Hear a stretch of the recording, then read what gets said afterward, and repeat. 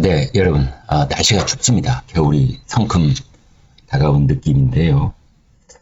조국 전 법무장관 또 한번 세상을 경악해 하는 그런 발언을 하고 있습니다.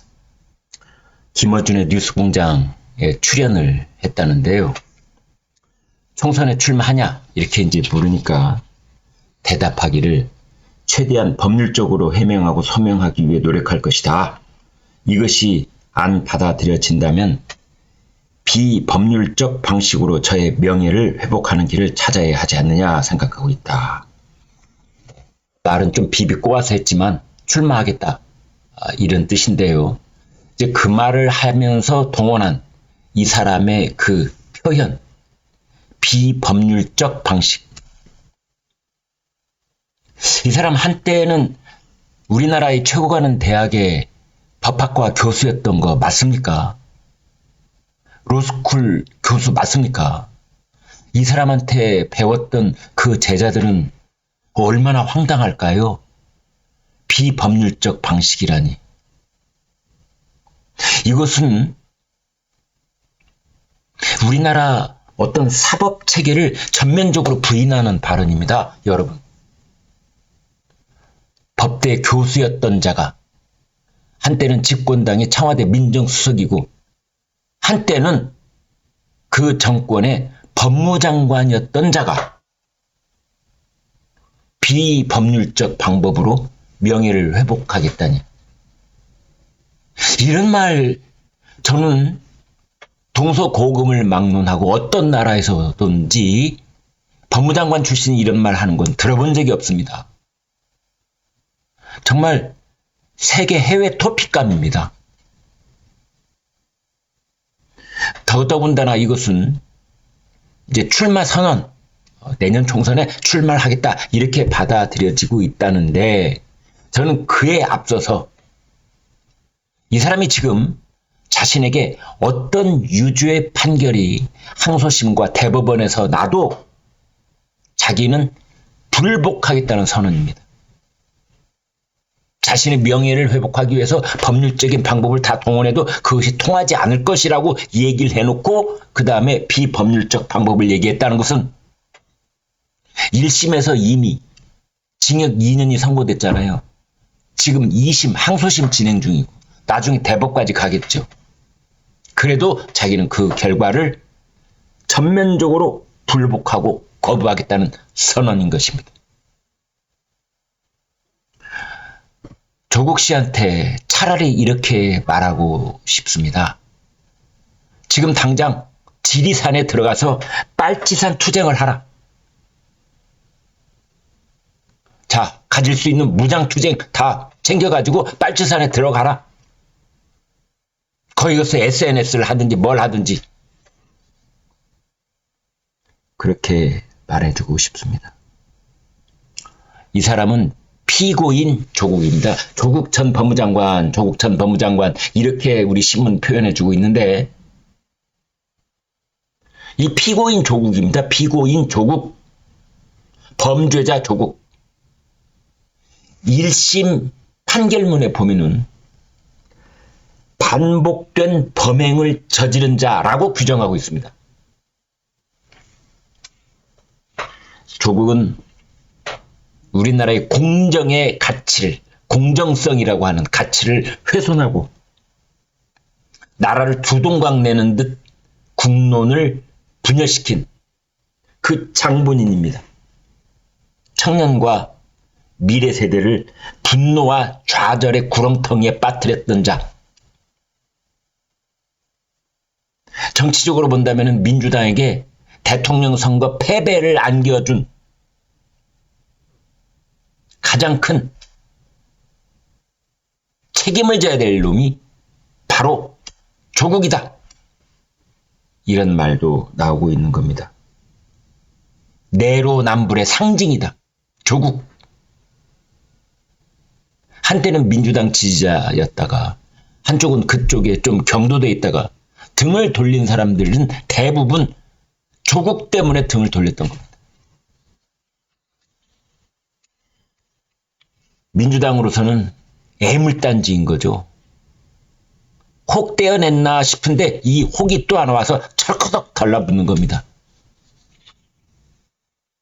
공천 불가능하다, 뭐 선긋기 하고 있지만, 그러나 민주당이 선을 긋든 공천 불가라고 선언을 하든 관계없이 지금 조국은 이재명 등에 철썩 달라붙은 혹이 되고 있는 겁니다. 애물단지가 되고 있는 겁니다. 조국 이런 식으로 말했거든요. 현행 법체계 내에서 어떤 한 사람이 자신의 소명과 해명이 전혀 받아들여지지 못했을 때 그 사람은 비법률적 방식으로, 예를 들어 문화적, 사회적, 정치적 방식으로 자신을 소명하고 해명하고자 하는 본능이 있고, 그런 것이 시민의 권리라고 생각합니다. 말을 말이죠. 이런 말은 참 가식적인 말인 겁니다. 문화적, 사회적, 이 적자 많이 들어간 문장 구사하는 사람들 여러분 다 의심하면 됩니다. 정치적, 문화적, 사회적이 뭐야? 어떻게 하는 건데? 자기 북 콘서트, 토크 콘서트 이런 거 열고 전국 돌아다니면서 선동하고 사람들. 이것을 사회적, 문화적 방식이라고 말하는 모양이죠. 정치적 방식은 출마하는 거고. 지금 그래서 조국이 사실상 출마 선언을 한 것인데, 어디에 출마하느냐? 서울대학교가 있는 서울 관악갑에 출마하느냐? 자기 고향인 부산에 출마하느냐? 또는 문재인 전 대통령 사저가 있는 경남 양산에 출마하느냐? 뭐 이런 얘기 끝에, 아니야, 광주에 나갈 것 같아. 지금 이제 이런 얘기가 힘을 얻고 있습니다. 왜냐하면 다음 달 12월 달에 광주에서 본인 책 있죠. 디케의 눈물인가 하는 책이 있습니다. 그 책 북콘서트 연답니다. 그래서 이때 다음 달 광주에서 자신의 책 북콘서트를 연다는 게 이게 범상치 않아 보이는 겁니다. 호남을 기반으로 한 비례 신당을 창당할 가능성이 높다. 뭐 이런 얘기가 나오고 있습니다. 본인 입으로 그런 얘기를 했어요. 다양한 범민주 진보 세력 그리고 국민의힘 이탈 보수 세력까지 다 합해 200석이 되길 희망한다. 이런 얘기 한 적이 있거든요. 이거는 호남을 기반, 광주를 기반으로 한 신당 창당. 이제 그러한 분석에 힘이 실리는 얘기인 겁니다. 지금 민주당 내부에서는 부글부글 끓고 있죠. 부글부글 끓고 있죠. 조국의 강 건넜다고 생각했는데 이 강줄기가 거꾸로 지금 거슬러 올라오고 있는 겁니다. 당내에서는 내년 총선은 정권 심판론으로 치러야 한다는 공감대가 이미 있는데, 조국이 출마하거나 조국 신당이 뜨면 다시 한번 조국의 강에 갇힐 수가 있다. 조국의 강에 휘말려 버릴 수가 있다. 그런 겁니다. 그런데 그 민주당에서 공천을 받는 건 힘들다. 그건 불가능하다 이런 얘기도 나오고 있습니다. 왜냐하면 민주당 당규에 보면 6개월 전에 민주당이 입당을 해야만 이제 공천 대상자가 될 수가 있는데, 아직 민주당 당원은 아니다. 지금 그렇게 돼 있습니다. 아무튼 조국이 출마를 한 것이 이재명 민주당에게 호재냐 악재냐? 악재죠. 악재죠. 흔히 이런 얘기 하잖아요. 어떻게 조국이 관악, 광주, 부산, 양산 어디 출마해가지고 본인은 비례로든 뭐든 무소속이든 당선이 될는지 몰라도 조국이 나오는 순간 더불어민주당은 30석 이상 떨어져 나갈 것이다. 중도층이 등을 돌릴 것이다. 조국 전 장관이 선거판에 뛰어들 경우 강성 지지층이 뭉쳐서 윤석열 포위라는 구도는 강하게 구축할 수 있지만 중도층 표심이 민주당에서 떨어져 나갈 것이다. 부담이 된다. 민주당이 조국의 강을 건넜네 못 건넜네 하는 해묵은 논쟁이 다시 시작될 것이다.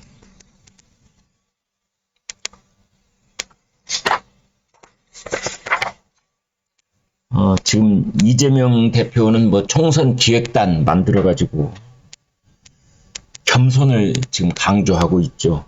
절박하고 낮은 마음으로 겸허하게 총선에 임하자. 실효적인 민생 대안을 제시하자. 그래서 뭐 민생, 미래, 혁신 이런 얘기하고 있는데 여기에 조국이 찬물을 끼얹는 거죠. 민주당의 총선 기획단은 사람이 관심이 없고 조국이 출마한대. 김어준한테 가고 조국 출마 선언했다는데 비법률적 명예회복.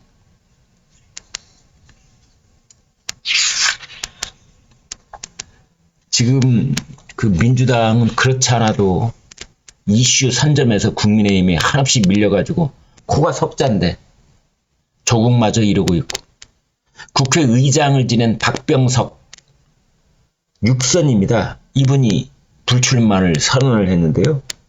사람들 반응이 이렇습니다. 뜨악합니다. 6선 박병석 전 국회의장이 불출마를 선언을 했어? 그렇다면 선언하기 이전까지는 출마 가능성을 열어놓고 있었다는 뜻이야? 국회의장 하면 출마하지 않는 게 당연한 관례였어. 오죽하면 민주당에서 이게 뉴스가 될까? 얼마나 뉴스거리가 없으면 박병석 불출마가 뉴스거리가 될까? 이제 지금 이런 얘기까지 나오고 있는 시점입니다.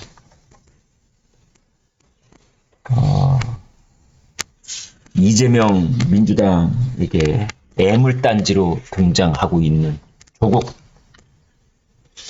추미애도 들썩거린다고 하죠. 송영길도 들썩거린다고 하죠. 이제 이런 상황이다 볼 수 있겠습니다. 여러분 고맙습니다.